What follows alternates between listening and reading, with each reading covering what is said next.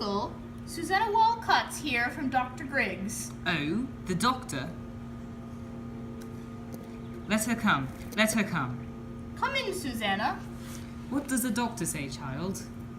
Dr. Griggs, he bid me come and tell you, Reverender, sir, that he cannot discover no medicine for it in his books.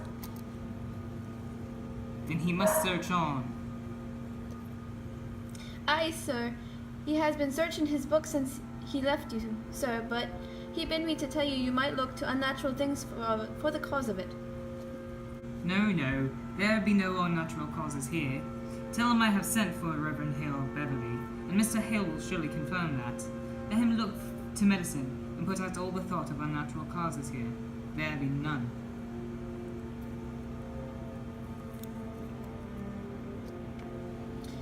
Aye, sir, he bid me tell you. I think you'd best go down and deny it yourself. The parlor's packed with people, sir. I'll sit with her. And what shall I say to them? That my daughter and my niece and I discovering a dance like heathen in the forest? Uncle, we did dance. Let you tell them I confessed it, for they're speaking of witchcraft. Betty's not witched. Abigail, I can't let you go to the congregation when I know you have not been open with me. What did you do with her in the forest? We did dance, Uncle, and when you leaped out of the bush so suddenly, Betty was frightened and then she fainted, and there's the whole of it. Child, sit down. Now look at you. Child, if you trafficked with spirits in the forest, I must know it, for surely my enemies will, and they'll ruin with me. Abigail, do you understand that I have many enemies? I know it, Uncle. There is a faction that is sworn to drive me from my pulpit. Do you understand that? I think so, sir. Now, then in the midst of such disruption, on my household is discovered to be the very center of some obscene practice. Abominations are done in the forest. It were only sport, Uncle. I saw Tituba waving her arms over the fire when I came on you. Why was she doing that? And I heard a screeching and gibberish coming from her mouth. She always sings her Barbados songs, and we dance. I cannot blink what I saw, Abigail, for my enemies will not blink it. And I thought I saw someone naked running through the trees. No one was naked. You mistake yourself, Uncle. I saw it. Now tell me true, Abigail. Now my ministry's at stake. My ministry and perhaps your cousin's life, whatever abomination you have done, give me all of it now, for I dare not take in unaware when I go before them down there. There is nothing more. I swear it, Uncle. Abigail, is there any other cause than you have told me for Goody Proctor discharging you? It has troubled me that you are now 7 months out of their house, and this is all the time no other family has called you for your service. They want slaves, not such as I. Let them send to Barbados. For that, I will not black my face for any of them. Why, Goody Putnam, come in. The marvel. It is surely a stroke of hell upon you. No, Goody Putnam, it is. How high did she fly? How high? No, she never flew. Why, it's sure she did. Mr. Collins saw her going over Ingersoll's barn and come down light as a bird, he says. Now look you, Goody Putnam, she never... Oh, good morning, Mr. Putnam. Is it a providence the thing is out now? It is a providence. What's out, sir? Why, her eyes is closed. Look you, Anne.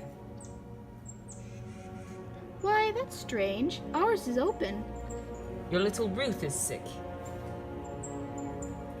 I'd not call it sick. The devil's touch is heavier than sick. It's death, you know. It's death driving into them forked and hooved. Oh, pray not. Why, how does a child ail? She ails as she must. She never walked this morning but her eyes open, and she walks and hears not, sees not, and cannot eat. Her soul is taken, surely.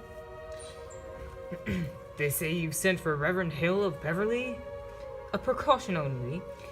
He has much experience in demonic arts, and He has indeed, and found by a witch in Beverly last year, and let you remember that. I pray you, leap not to witchcraft. I know that you least of all, Thomas, would ever wish so disastrous a charge laid upon me. We cannot leap to witchcraft. They will howl out me in Salem for such corruption in my house. Now look you, Mr. Paris. I have taken your part in contention here, and I would continue, but I cannot if you hold back in this. There are hurtful, vengeful spirits laying hands on these children. But Thomas, you cannot. Anne, tell Mr. Paris what you have done. Reverend Paris, I have laid 7 babies unbaptized in the earth. Believe me, sir, you never saw more hardy babies born, and yet each would wither in my arms the very night of their birth. And now, this year, my Ruth, my only eyes see her turning strange. A secret child she has become this year, and shrivels like a sucking mouth while pulling on her life, too, and so I thought to send her to your Tituba. To Tituba? What may Tituba? Tituba knows how to speak to the dead, Mr. Paris. Goody Anne, it is a formidable sin to conjure up the dead. I take it on my soul, but who else may surely tell us who murdered my babies? Woman! They were murdered, Mr. Paris. And mark this proof, mark it. Last night my roof were ever so close to their little spirits, I know it, sir. For how else is she stuck dumb now, except some power of darkness would stop her mouth? It is a marvelous sign, Mr. Paris. Don't you understand it, sir? There is a murdering witch among us, bound to keep herself in the dark. Let your enemies make of it what they will. You cannot blink it more. Then you were conjuring spirits last night. No, sir, I was not. Tituba and I. Now I am undone.